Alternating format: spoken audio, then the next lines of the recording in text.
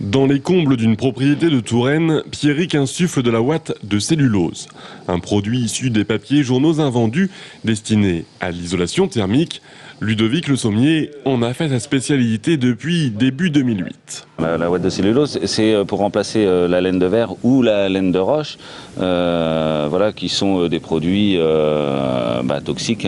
L'autre intérêt, c'est qu'on est donc un produit recyclé, et puis puisque c'est un produit recyclé, c'est quand même le moins cher des produits écologiques. Donc ça, c'est aussi un argument intéressant. Il faut dire que l'isolation thermique à préférence écolo a le vent en poupe et fait des émules chez les professionnels.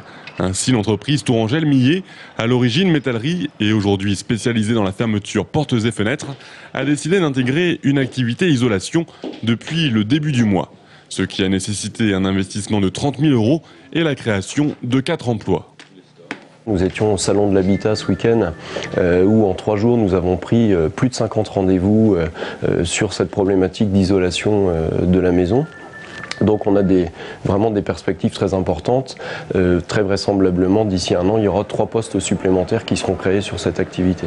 À un niveau plus modeste, Ludovic lui aussi projette des investissements nécessaires pour répondre aux demandes croissantes.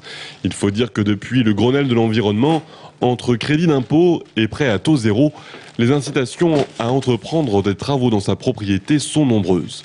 Par rapport à l'année dernière, sur la même période, mon carnet de commandes, on va dire, a augmenté de plus de 50% quand même. Si je continue à ce rythme-là, c'est sûr que je vais être obligé d'embaucher des gens à long terme. Et tant mieux, c'est aussi l'objectif.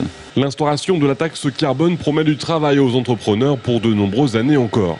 Si bien qu'une entreprise suisse va ouvrir d'ici la fin de l'année une unité de production de ouate de cellulose à Clermont-Ferrand. Ce sera la première en France, pour l'heure toujours en retard à ce sujet sur ses voisins européens.